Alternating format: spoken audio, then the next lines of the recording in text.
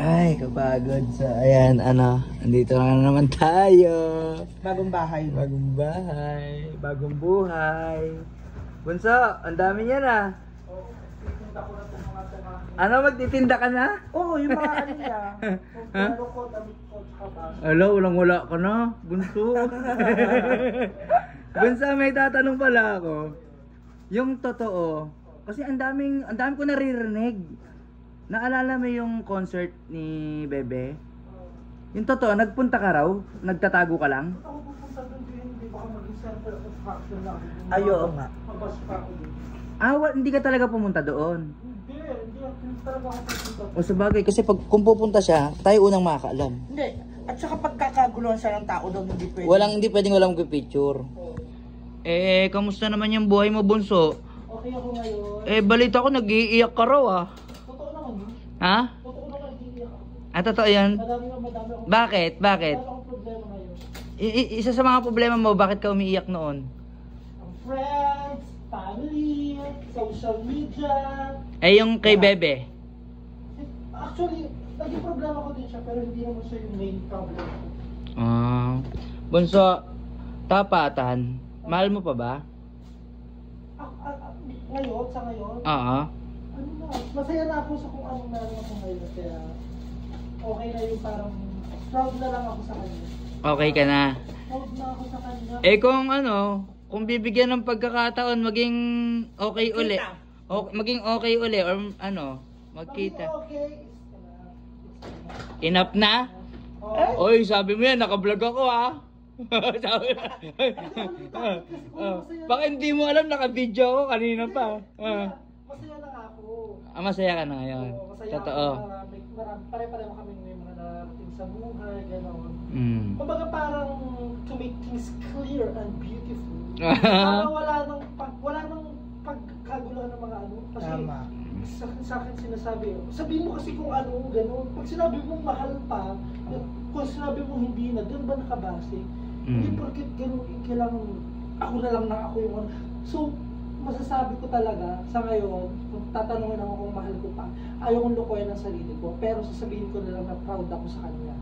Pero, okay na. Ano naman masasabi mo dun sa mga mami na nagpupumalit na, alam mo na, umaasa pa rin? Hindi, doon sa mga sadyang malalapit sa akin mga mamis, syempre, may mga nakikikwento ako na parang, syempre, hintayin ko siya, yung mga ganun. Pero ngayon, sa lahat ng nangyayaring kaguluhan din, tsaka ayoko na, pagod na ako. Sorry mandamay ako konti yung sa bagong kakulab mo ngayon. Sa ngayon kasi, hindi porket nakapag-collab ako ng love life na agad yun, hindi. Pag nakapag-collab ka lang, syempre, trabaho.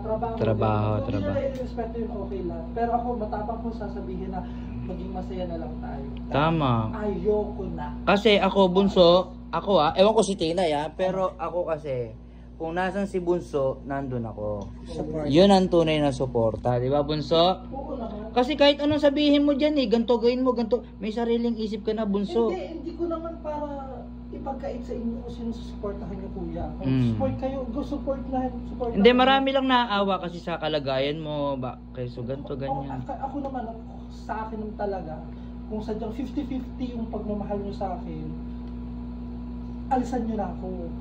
Parang wag niyo na ipipilit na maging 100%, wag niyo pilit na 70%. Hindi, paliwanag natin yung alisan kasi guys, siya yung nahihirapan kasi bandang huli. Hindi, mas okay na talagang sabihin yun.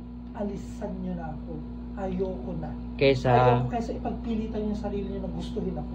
Ayoko din naman na parang masasaktan ako na hindi pala ako gusto ng tao ito. So, ako naman mukha akong tanga na ipagpipilitan kong gustuhin ako. Hindi. Kaya mas maganda na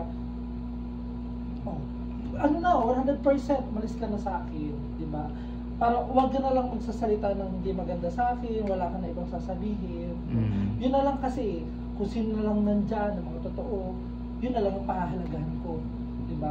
Tsaka yung mga taong hindi talaga naghumihingi talaga sa akin ng oras, kasi hindi naman ako robot na kaya kong puntahan to, kaya kung ano. Parang yung normal na lang na dating gawi. Kasi ngayon, parang iniisip ko, hindi na puro love life, ganyan. Iniisip ko na lang kung paano kumita ng pera. Tama. Practical Wala nang kita sa Facebook practical. Kita sa Facebook.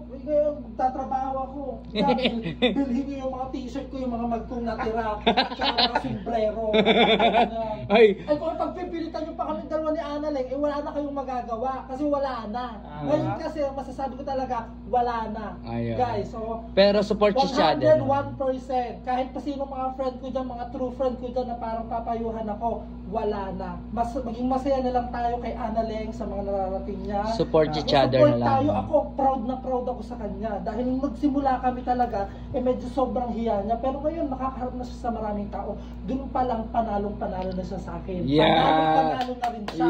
Kasi ang galing-galing niya. Proud na proud ako sa'yo, di ba? Kaya, kayong mga mamis na parang kailangan merong mga please, kailangan meron akong gawin para magustuhan kayo. Wala na. So sa ngayon wala na. Pero once na dumating yung time, magkasalubong man kami, syempre, kailangan parang wala lang, be professional. Tandaan niyo yan. Tsaka sa lahat ng mga love life, kung sino nakalaan para sa iyo, darating at darating kung yan. kayo. Kung kayo talaga. Kaya ngayon, ang masasabi ko lang ito talaga, hindi na ako magpo-focus sa love life. Magpo-focus na lang ako paano. Pero naniniwala naman ako na naiyak mo na lahat. Oo. Naiyak ko na para akong tanga. Inaamin ko sa inyo para akong tanga. Magpapakamatay ako. Balisa talaga siya after nung guys. Talagang balisa siya. Magpapakamatay ako. Ang daming beses na tinry ko yun, pero ngayon wala na. Diba? Alam niya, sabi niya sa akin guys, so sobrang dami ng problema niya nung umuwi. Ang dami nagmamahal sa kanya, pero nung umuwi siya sa kanila, nabuhayan. Hindi, yung family kasi, yun yung tunay na nagmamahal talaga sa iyo. Pamilya talaga, parang angga-angga na loob ko, nag-dinner kami, tapos umuwi ako nagsimba kami. Parang pagsabi ko, pagkatapos nito, pagpunta ko agad dito, okay na ako. Naramdaman ko okay na ako. Masaya na ako, promise. Sobrang saya ko na. May comment o mag-screenshot dyan, or may mag-screen record, sasabihin niyan, hindi matuturuan ang puso, bunso. Ang mata, hindi nagloloko, bunso. Hayaan mo na sila, doon sila masaya. Bunso. Pakatanga ka, bunso. Tanga-tanga ka. Hindi, ayaw ko na ng mga ganon. Kasi guys, hindi naman sa pag-ano, kasi may sariling isip din naman yung tao na yan. Oy, i-upload ko to ha? Kasi kaya ko nasasabi to kasi okay na ako. Okay. Masaya na ako, tanggap ko na. Yun. Diba? Pero hindi para carjackin or kalimutan yung tao, hindi. Hindi naman pwede yung ganon kasi kahit naging masama ka sa akin, naging mabuti ka sa akin, hindi ko basta-basta makakalimutan kasi may mga memories tayong mga nagawa tayong lahat. Tama. Diba? Titina, ano masasabi mo? Siyempre. Okay, thank you. Pero kuya, kung magjojowa man ako, iba na nang jojowain ko. Lalaki naman. Pero guys, syempre support pa rin tayo kung talagang mahal natin si Bunso. Support pa rin tayo. Pero alam mo kuya, ito pa lang masasabi ko. Anong hirap endingan nito? Ito talaga masasabi ko kuya, kung susuportahan nila si Bea, gusto yan ni Bea. Kasi sino ba namang taong tatanggi? Kung hindi nila susuportahan, wala siyang pakialam doon. Kung susuportahan ako, thank you so much. Kung hindi, malaya kayong makakaalis, okay lang sa akin. Kung susuportahan nyo kami pareho ni Bea, nakakatuwa Mas naman. maganda. Mas maganda. Kung susuportahan si Annalyn, supportahan nyo. Hindi ko yung pinagkakait yung mga ganyan, lalo na sa mga mamis ko, yung mga solid sa akin, go. Kung hanggang ngayon, hindi pa kayo nakaka-move on, tapos etong itong Lindo, napopost pa rin kayo, nag-ano kayo, nirespeto ko yan. Nakatatak na rin kasi sa tao. Oo, kasi hindi nyo basta-basta makakalimutan, nandun na tayo. Pero itong meron na ako, at ipapamukha nyo sa akin dito, sa kapartner kong bago, na ganito, ganyan, wag na. Kaya mag-post na lang kayo doon, wag nyo na lang kami pakialaman. Respetuhin na lang yung bawat isa. Gagawa kami ng bagong community, di ba?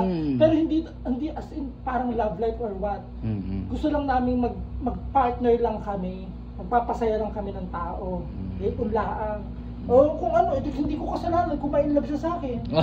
Hindi ko rin kasalanan kung ma-inlove ako sa kanya.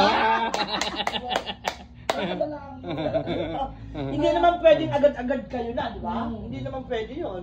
Sige na, babay na. Baka ano pa masabi mo. Babay na. Ang masasabi ko lang ni Lindo!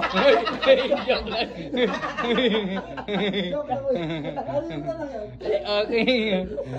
Bye-bye guys. Support pa rin tayo syempre.